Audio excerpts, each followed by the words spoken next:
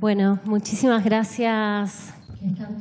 Thank you very much for being here. Really, it's very exciting and very moving. All these people.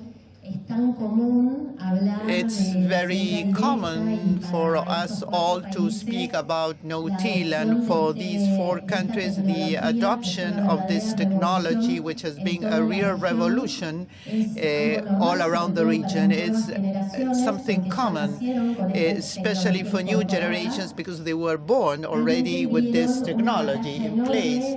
Really, they won a huge battle 40 or 30 years ago, depending on the country, when soils and production situation had different nuances, but there was a risk. It posed a risk on production and on the environment. They faced everybody. They were the first to be concerned. They started to try with different alternatives in the fields, and the best thing that they achieved was generosity, humbleness to admit that sharing mistakes and good things, they progressed very quickly. So the most important thing, the most important secret is that understanding that they were a group. Nobody was the owner of the best idea. There was no one single owner of this initiative. They learned from each other, and they were able to improve all together. And for this to grow, they had to open up to show what they were doing and continue discussing and to improve this from the technical and scientific point of view. I just wanted to point out this because many people are not aware of the roles played by these people and how they were able to transfer all this knowledge and all this experience. The best thing is to listen firsthand to their own experience. We are proud to have here. We will name the person who has the most wisdom about this, who knows best in Brazil, Bartz. He was one of the first people to start with this possibility in Brazil. We also say Brazilians are lucky because there's a significant rainfall in Brazil, and so the Brazilians are lucky for that. In the early beginning, the big problem of Brazilian climate is too much or too less rain. And so I remember in '71, we planted up to 3 times the same plot because erosion took everything away. And I had a very traumatic experience in one night when there was coming rain, but the field was planted. And all of a sudden, we had strong rainfall, and I was in the middle of the field, and the rain washing away the soil, the plants, and everything. It was so different when you are amidst of such a rainfall. It were 90 millimeters in less than 1 hour. And when I came back to my home at that night, I thought, oh, you changed that things, oh, you have to stop to be a farmer. And that was the very beginning this night. And it was naturally not pleasure. It was really a question of survival, or we find a solution, or we stay away. So. Bueno. Gracias, Herbert. Thank you, Herbert. Marie had the privilege to grow in the midst of this revolution. I think that we have to take advantage of Herbert being here, so he tells us, he shares his story, his history with us. I want them to make a short introduction, so then you can ask questions. We always tell Marie, who is a well-known professional and researcher, she devoted her life to try to find out what's going on in the soil, especially in earthworms, which are our allies in the ground, in the soil. We always ask her whether there is an advantage at being a professional who grow in the middle of this. Gracias, Pilu. Sí, sin duda es distinto ser la hija del productor que empezó todo este proceso en Sudamérica y en el resto del mundo. We need to preserve the environment, and of course, when I was a child, I did realize what was no-tillage. Just when I began to went with my father to the Congress and then see what was no-tillage, and then I did biology as undergraduate course, and then I really realized the importance of all this process. And as a biologist, when I receive my degree, I do an oath of office, a statement that I need to preserve also the environment. So I have my example from home, and professionally I need to do it.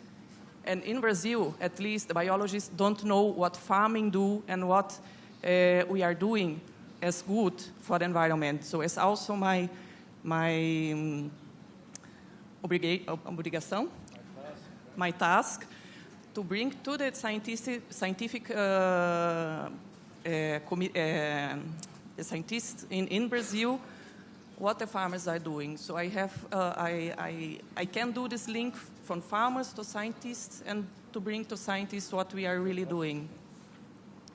I think it would be great.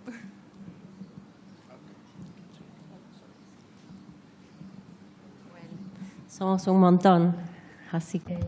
There's many of us doing this, so talking in this panel, so we have to pass the mic over. Now, Paraguay, it's Paraguay's turn, because Paraguay, in some way or other, were always setting the pace or promoting the advocacy for this focus, not only environment, but also preservation of biodiversity. We would like to know about your history. Martin is Luis Cubilla's son. Luis Cubillas is the president of No-Tillers Association in Paraguay. He's also members of the American Federation of Conservation Agriculture, CAPAS. Luis, Martin are agronomists. We wanted to ask whether this is a family mandate or this is a choice. On the contrary, that shows that there is an evolution. So we will listen to Paraguay's experience.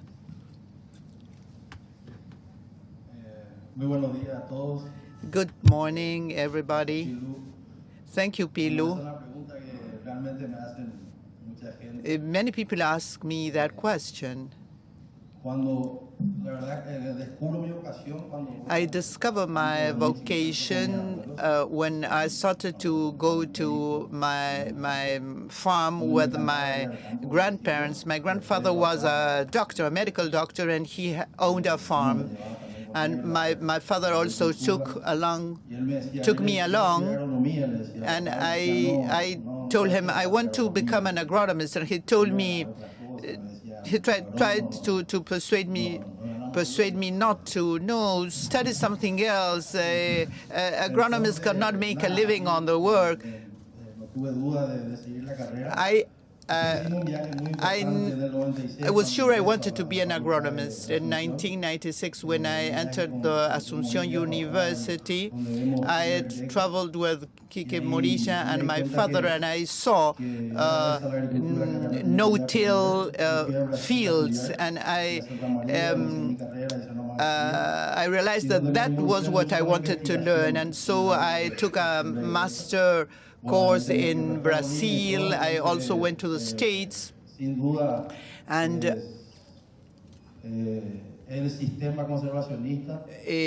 no-till is the conservation system that provides society and the region a better life, better livelihood.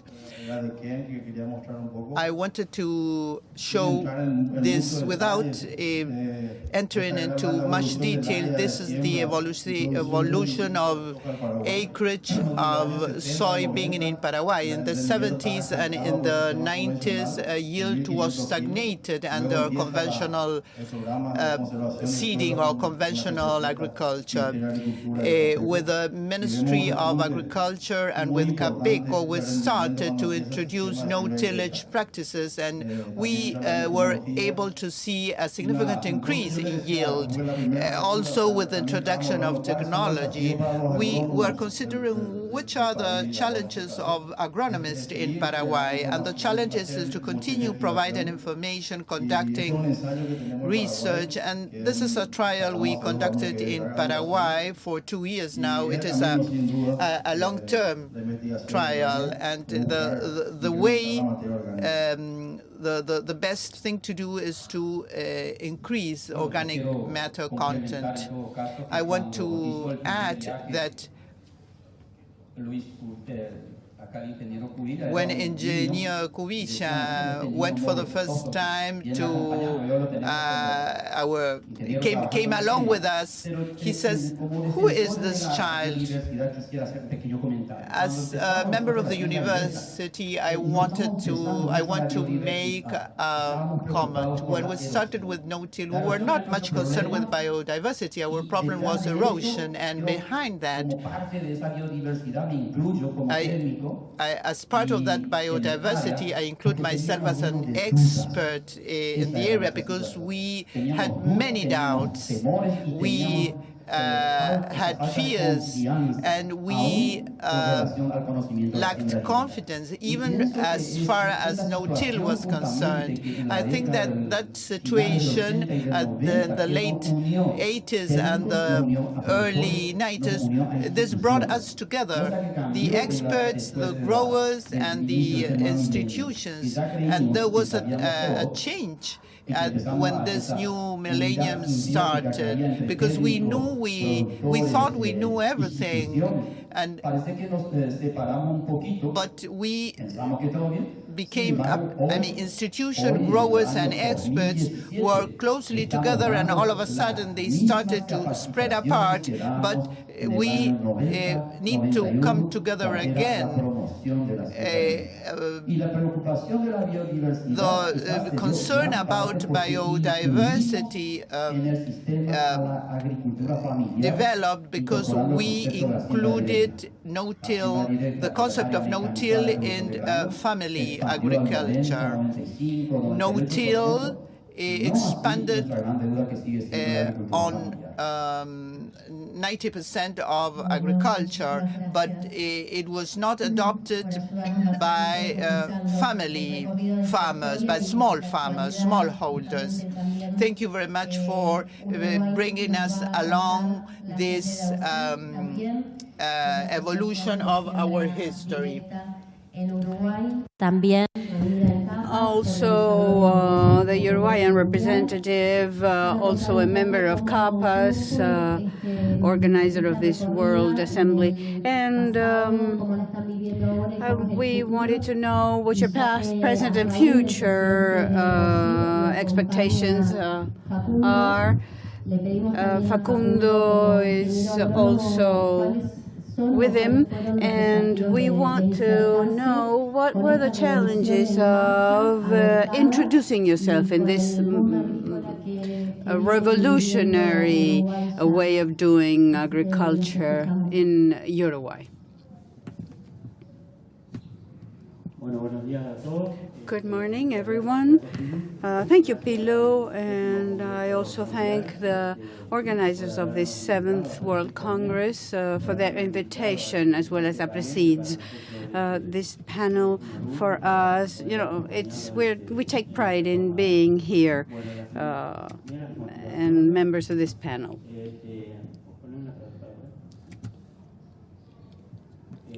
What was the main stimulus to move forward in this paradigm change? The first point has to do with finding an agriculture system that would not deteriorate the soil, solving erosion problems, which were the main problem we had at the time, the way we till the land, disrupting the soil with the puddling and other water problems. In order to do conservation agriculture. Tillage was a necessary evil at the beginning, but how to do away with it? We wanted to do away with it, and this was a major step forward to proceed, to move on to no-till. And the presence of no soil disturbance was the main goal. We had the very first point at the end of the 80s, beginning of the 90s. We were helped by the No-Till Association of Chile. It was through him that we got to know more about the system. And then we went to Brazil to see the experience there. And we also visited Chile and Argentina, which was, in fact, the most similar to us. Argentina, we went to Juarez with Truco, Peiretti, and Romagnoli, all of those pioneers who really lent us a hand to get started with the very first crops. So it's been 25 years now since our very first experiences, soybean second crop, and that's how we started. And we were one of the very few who pioneered the use of no-till in the area of Mercedes in Uruguay, and there we resorted to national researchers for them to accompany us, the INEA and FAGRO, because they did not know about no-till in those days, and we started working with them, and we have been working with them to this day. The goal of Aapresid was promoting no-till and also not just agriculture, but also livestock breeding. This is the first picture when we visited Carlos Crovetto, first in Chile, and then when CAPAS was founded in Villa Giardino in Argentina. We were one of the founding members of CAPAS, and Nono Pereira is there, Enrique Marchesi, one of the Uruguayan pioneers, and then myself in one of the CAPAS meetings. This is in Marcos Juarez, Nono Pereira, Victor Truco, Carlos Peiretti, Romagnoli, and below the first president of Uruguay, Aapresid. So innovation and changes in our systems and processes is irreversible. The advance that we achieve is the result of the challenges that permanently hit us, but we have an open mind, and it's been almost 26 years of the first crop, no-till soybean that we ever had.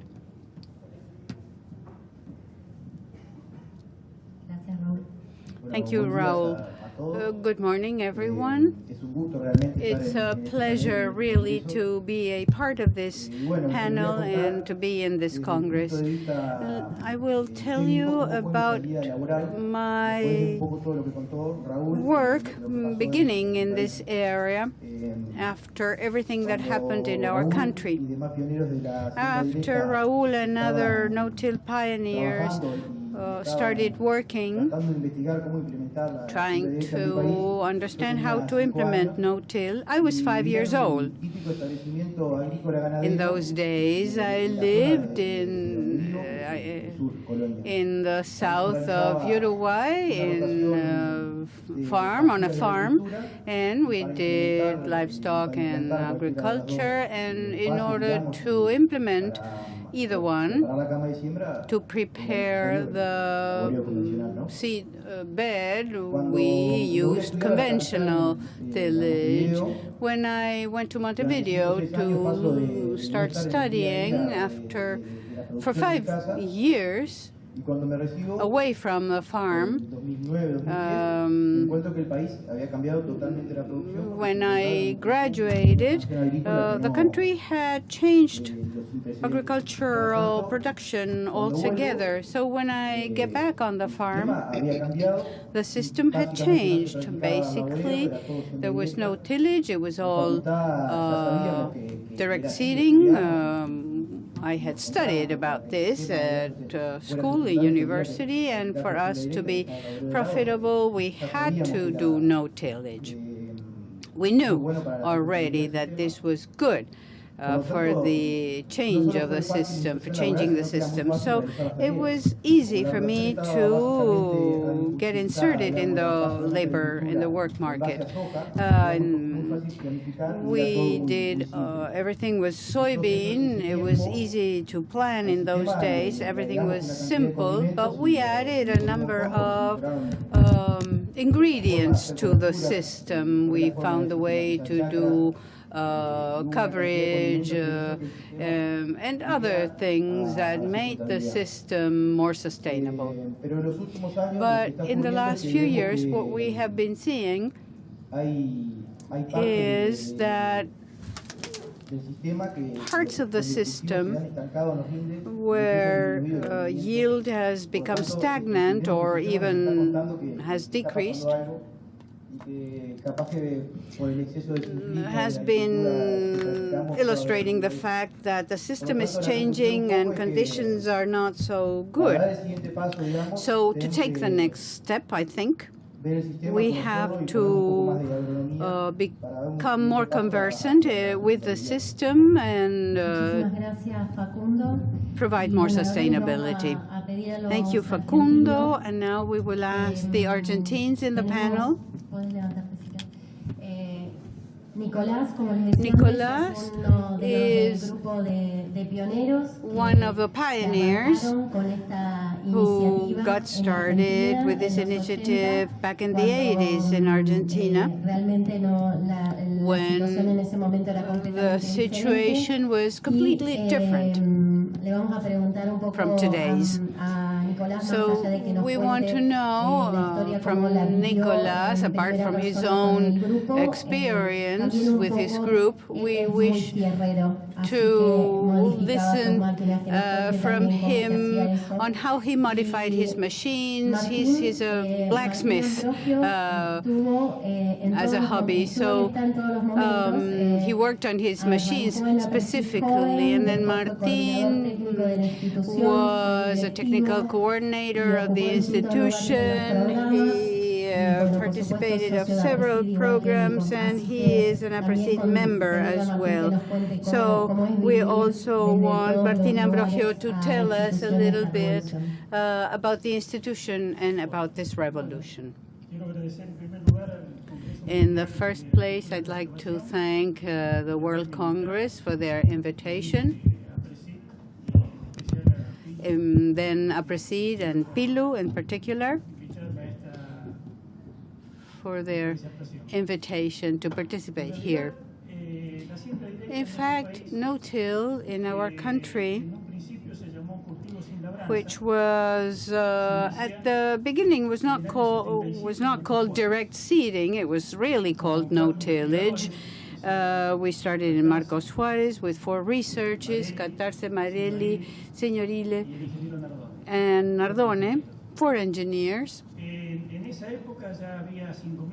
And in those days, we had 5,000 hectares on direct seeding, but it was done on wheat stubble because we wanted to preserve humidity and to seed earlier.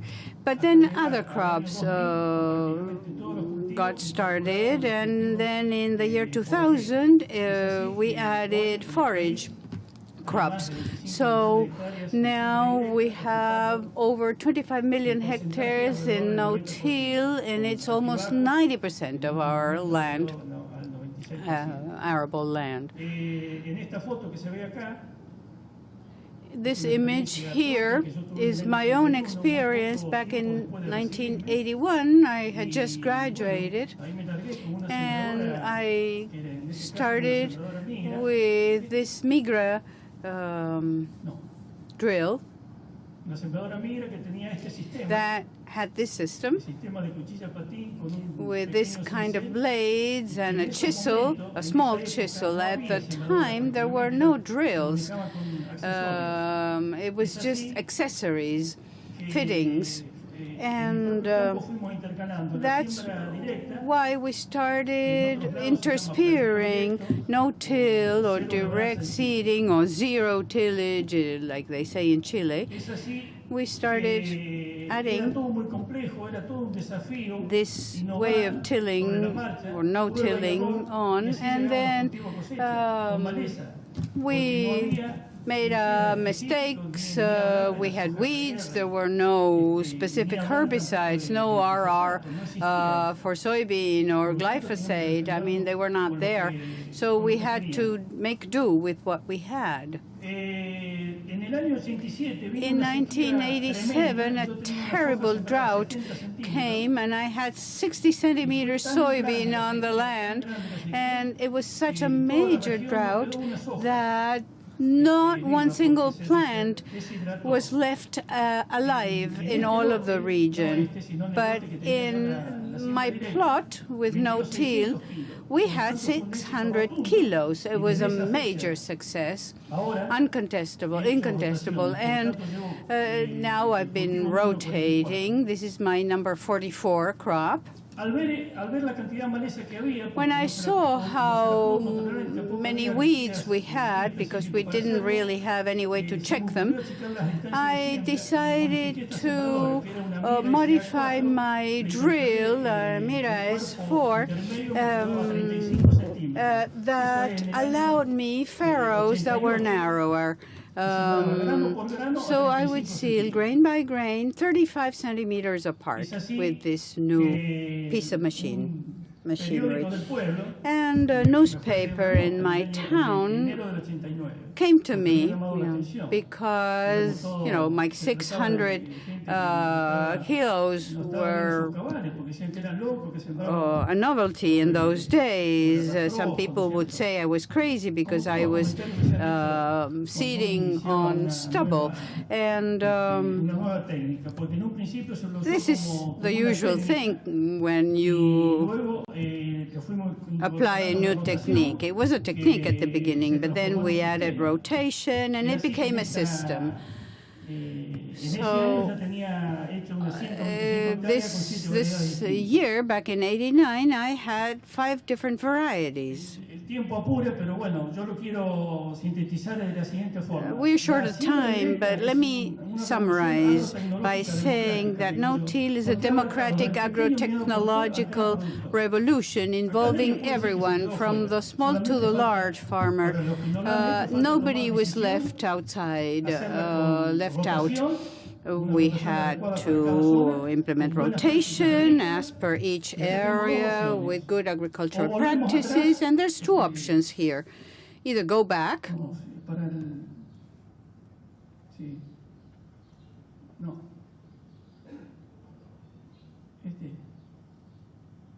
well, never mind. either go back to tillage and obtain the image on the left, or a soybean on wheat stubble with enough wetness to keep going. There's no going back. We have to keep going, solving our problems within the system, like what we have today with resistant weeds. A lot of research is being done on green cover for that. After almost 40 years, this plot for corn in September, this is what my soil looks like. We have worms on the surface, and these worms work round the clock for us. I'm sitting here and they are at work. I did not put them there. And I went by with my drill and this is what I saw. We have to keep going forward. No backwards here. And finally, I would like to pay homage to Rogelio Fogante, who was a pioneer, a farmer, a leader, a referent in Argentina for no-till here. He's done a lot, and he has left his footprint to keep moving in no-till, in conservation agriculture for Argentina. Thank you, Rogelio, for everything you have given us.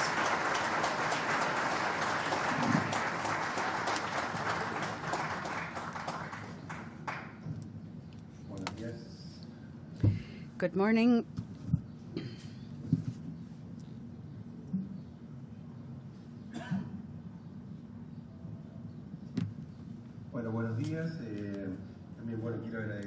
I wish to thank the organizers for allowing us to be here.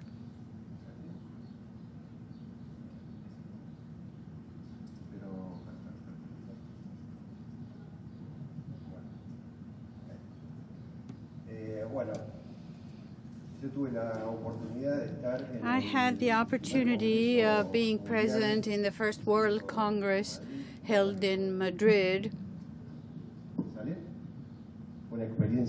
It was a wonderful experience. Now we are in the 7th Congress, and many things have evolved, and we have lots of things to comment and to correct.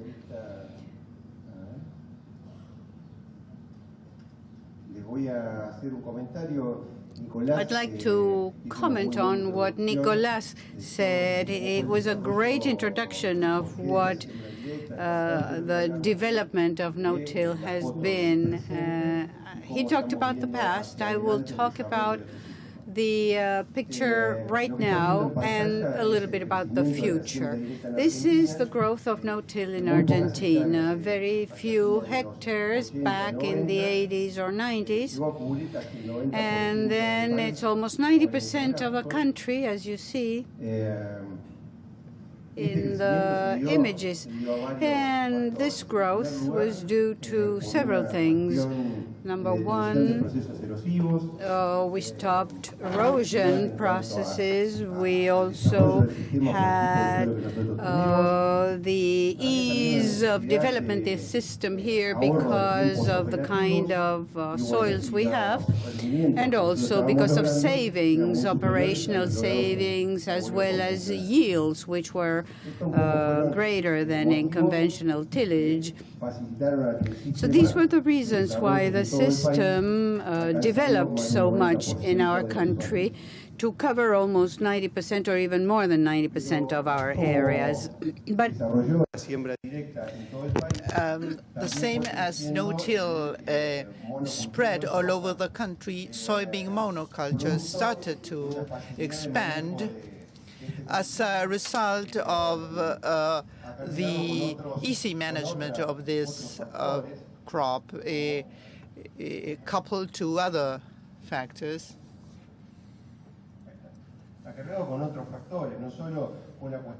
It was not only an issue that the grower developed soybean crop because it was profitable, it was easy to plant and manage. There are other external factors. In this chart, we can see the demand for soybean, demand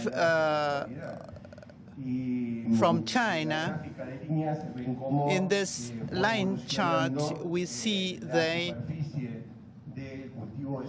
growth of acreage for soybean in Argentina from 10 million hectares to 21 million hectares. So there was also an external factor that was a driver for this crop rotation that started at the beginning of no-till implementation with a balance between grass crops and legumes. This sort of became a more homogeneous system in the country. From north to south, we see that soybean is the predominant crop, and this has a cost. This is a concern for us. It's a concern for us as an institution that try to spread or expand no-till. This brings along problems, loss of organic matter. The soybean has little amount of stubble. The finer minerals are washed away by rainfall, and so we lose productivity with a soil with a poor nutrient content.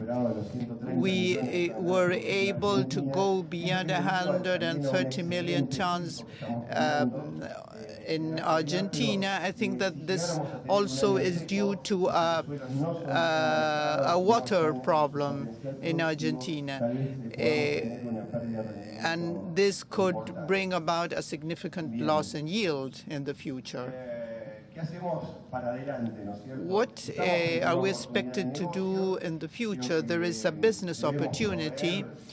I think that we need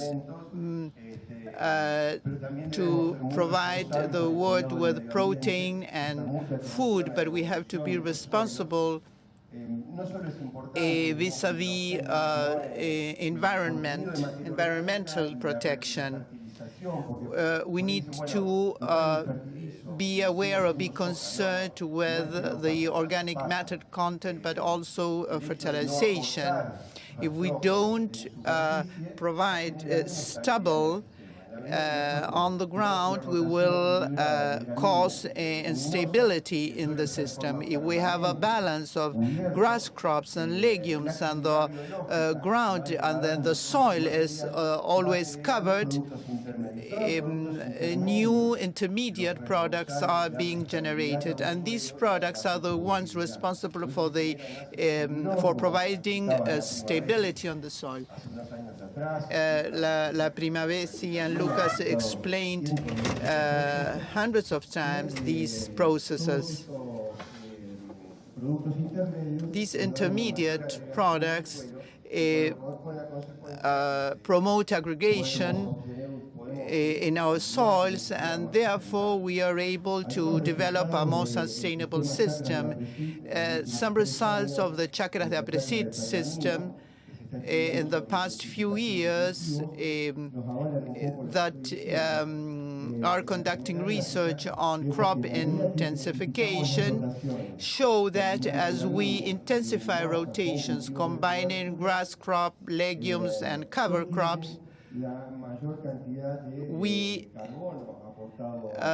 provide more, we are able to sequester more carbon. And as we do that, in this other chart, we can see that we obtain the best yields. So there is a solution. There is a way out. Engineer Casas have always shown these charts to us, where we are coming from and where are we going to. We are coming from very strong soils when agriculture was, the intensification of agriculture started, soils became degraded, and when livestock system started to be developed, soils were recovered, and with no tillage, we are on the way towards recovering organic matter and recovering soils. We are facing an opportunity to provide proteins to the world. Let's use this opportunity. Let's take this opportunity. In order to have sustainable production systems, we need to adapt our productive systems to each eco-regions. In the northern part, we can have mixed systems with forest, with agricultural development and livestock breeding. And in the agricultural areas, we should intensify the rotation of grass crops, legumes, and also adding cover crops as veg, for instance, hairy veg.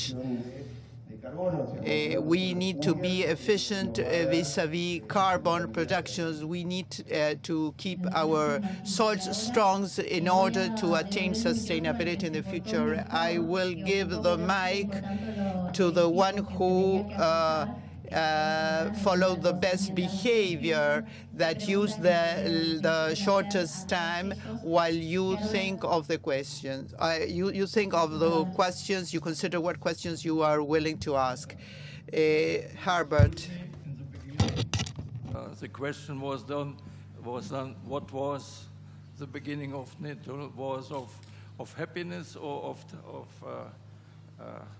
there really was nothing. No farmer is happy when he is losing his land with erosion. And when it was not losing with erosion, it was with droughts. So at that time, we were battling for surviving. And I tried to get information from technical assistants, from institutes of research, but there was nothing, because the system that was installed, that was working, was absolutely inefficient. And if Brazil had continued in that situation, within 5–10 years, we had become a desert. A process of desertification was happening. So in that situation, I took the decision, as there was no information in Brazil, I bought a passage that took me to a ticket that took me to Germany, where was a big fair in Hanover, where I couldn't find nothing to. From there, I went to England, where was an experimental station from ICI, and they did some no-till with equipment that is called rotacaster. But to my big disappointment, the farmers who did that no-till burned the straw. And when I saw this, I thought, well, with this receipt, I can do nothing in Brazil. So I went ahead. The plan was to go to the States, and it had an address in Kentucky, and went to Kentucky, and there I met an extensionist. His name is Shirley Phillips, and he took me to a farmer who at that time already did 10 years of no-tilling. In no-tilling in a region that is very known by the film Playing with the Wolves. They have a grass that is called bluegrass, and it is easily controlled with a herbicide. The only herbicide that was available, that was gramoxone. So when I saw the man planting there in Kentucky, and he had already corn of 1 meter height, and he had some of 30 centimeters, and he was cutting there, I was really marveled. That was a solution. Plant into the rest of straw that covered the soil and the emerging culture. It was In this case, it was corn. It seemed really something of paradise. And so I went to the manufacturer of the machine, ordered the machine, and went back to Brazil. I came home with $10 in my pocket, but was very happy because there was the solution was evident. Have an equipment that plants into straw, and the straw of the rest of the former yield is protecting the soil. That was what we needed. So I had on my farm almost 300 hectares of wheat, but my happiness stayed only for 3 weeks because there came a frost in the end of July, and in one night I lost all my wheat and stayed with a debt on the bank. Well, what do now? As my father didn't like to work with the bank, he always had warned me, don't get money from the bank. The first thing, he cut my procuration I had in the bank, and then there was no chance for me to get the debt paid. So I decided to sell. I had 2 harvesters, had 3 tractors, had equipment for plowing and doing the conventional work. So I decided I sell all my equipment, with exception with 1 harvester and a small tractor, pay the bank, and then shall see how I begin in stage 0. That was in 72 in June. So I had a stock of 4,000 bags of a new seed of soybean that was planted in the year before. So with this beginning, I afforded to pay 50% of a neighbor farm because I had been, had up to that moment no own land. I was only, I worked on rented land.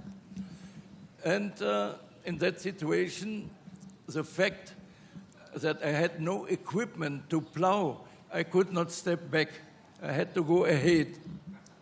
In spite, there was no information from science, but that what I had seen in the States was sufficient. And I planted immediately all the 300 hectares. When came my planter from the States, we built it. It was the day 20 of October in 72. That is actually considered the World Day in Brazil for beginning of conservation agriculture or no-till. So, thank you.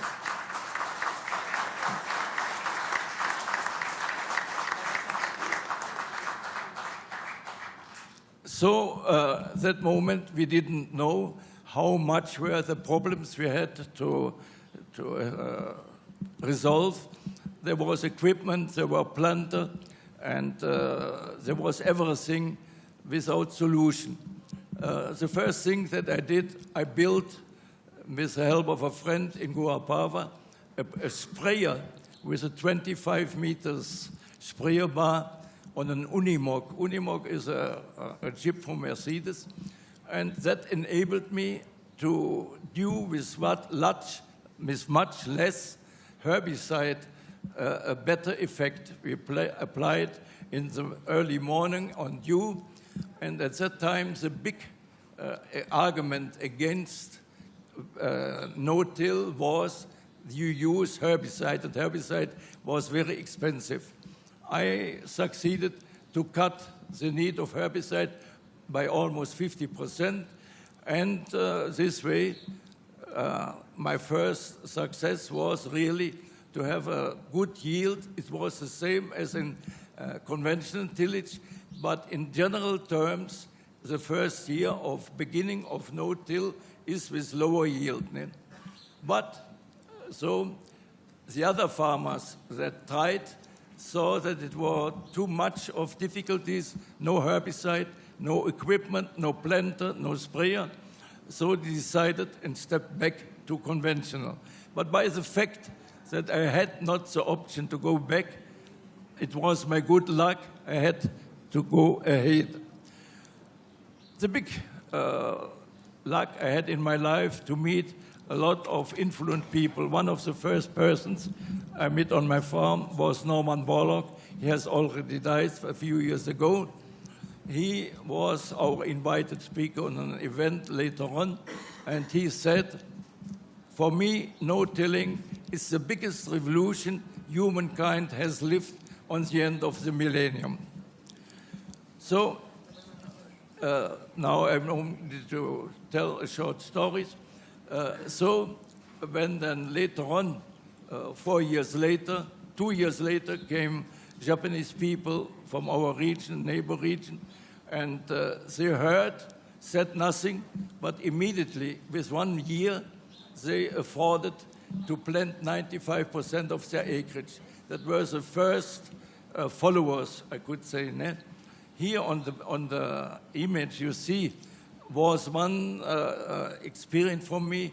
I tried, before I traveled, tried to find a solution by my own way, and I copied a system that in Europe was called System Horsch, to in one process prepare the soil and plant. But I had the good luck to get a good rainfall of 60 millimeters. He washed almost half of the worked soil away. So I came to the decision, any soil movement that you do makes that the soil is vulnerable. He can be washed away. Now, the big rule I learned in this equipment that was not successful, no movement at all. That is actually one of the big principles what we afforded. But at that time, that was something, the only success I got was that in the first 5-10 years, my nickname was, in spite I'm born in Brazil, my nickname was the crazy German von Hollandia. Okay. Muchas gracias, Herbert.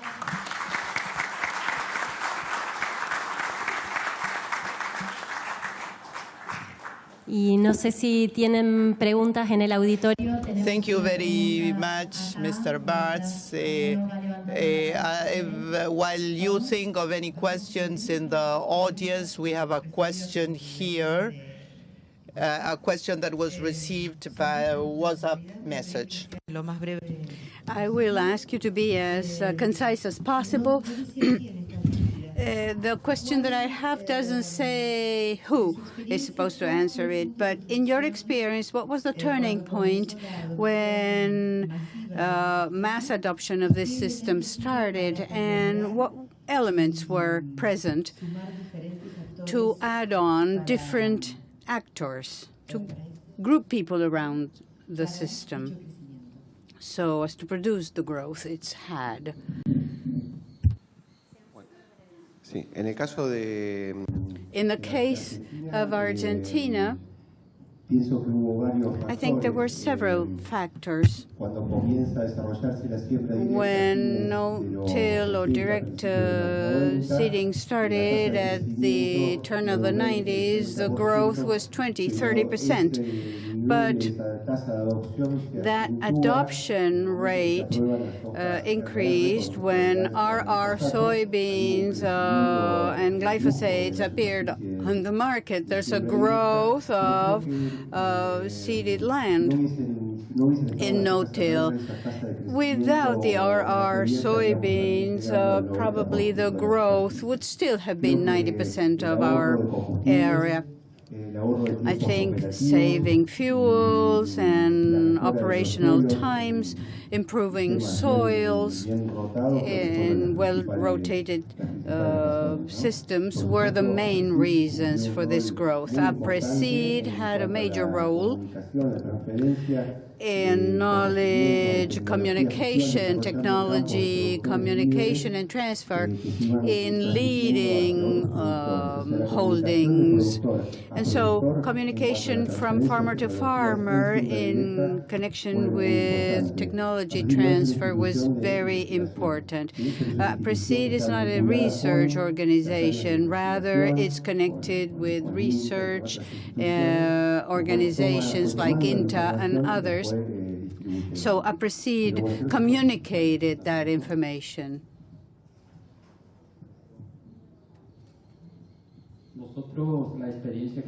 Our experience perhaps was betting on training, farmer to farmer in particular, and also thanks to pioneers, Nono Pereira, Herbert Bartz, all of that exchange. Training was one of the basic tools, I think, and also hand in hand with better yields after the 90s. In the 90s, we saw an increase of yield with soybean at the beginning by 1,000 kilos. So better yield, more training, and the addition of the young people who are mature today amongst the soybean farmers, because pioneers are now going out of the market, letting their children take the upper hand. But that was the turning point, I think, better yields. The same for Uruguay, very similar to what Martinez is saying back in the 80s, beginning of the 90s. We saw a bunch of crazy people, very few farmers who made up our minds to apply this system for the first time. And nowadays, 90%, 95% of our crops are seeded in no-till. But we did have our tough times. Convincing people was hard. And also when Capas met in Mercedes, Bartz was there, Nono Pereira, Victor Truco, who helped us out a lot. And also research, as was being said here. Researchers came to our plots of land because they were not convinced, and they saw what they saw. Also different. The first 10, 20 years, the no-tillage did not grow so much, but after the 90 years, mainly because the farmers see what the other farmers was doing, the farmers were the example, so they began, and also it really jumped from the 90 years. And of course, after the 10 years, no-tillage research also bring a lot of information that give the background and could also convince the farmers that was the better option to follow in Brazil. So after the 90, we have really a good jump that grows the adoption in the country. I would like only... Sorry, Herbert, because tenemos muy poquito tiempo. I'm sorry, we have very little time, and John has another question.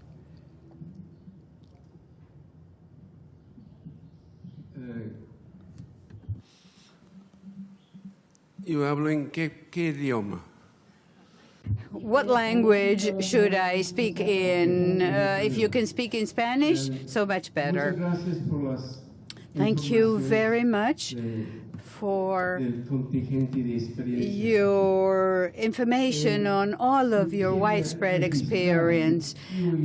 I would like to say that I did the first no-till with a rotocaster in 1976, and it was a disaster, and I lost my job back then.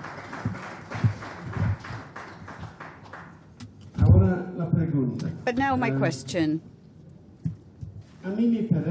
I think that we have tackled and solved most of the physical problems related to no-till. We have come to a plateau that won't get any higher. Very difficult to do that. What are the things that we can bring along to improve the whole system of no-till? And I say, we do not have pluriannual rotations. We are not using cover crops. In principle, because why? Why? The question is, why are we not using them? And we're not using biological control. Where do we stand? Where are we standing? What is the potential for our future and also for controlled traffic? So there's 3 points. How to move forward in those 3 points.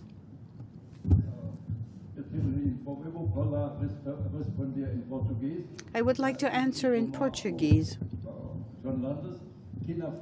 to John Landers. The initial phase, we did not have any information. We depended on our own experience and our own creativity and imagination. These were words that we heard at the beginning. Each one of us somehow were creators at the beginning. Nono Pereira came in 76, and he repeated what he had seen in the U.S. He changed in the same direction as in the U.S., and he maybe not trusted my word, but based on other information, he began, and then we started working together. So we exchanged a lot of information in those days. Together,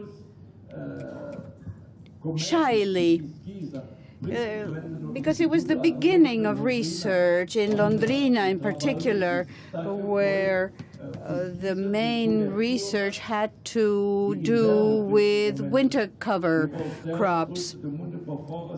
And then it was 120 varieties that was tested in those days. And based on that work, we started doing 2-crop rotation, obviously based on reliable information, on research.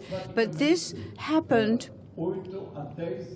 8 to 10 years after we began with no-till.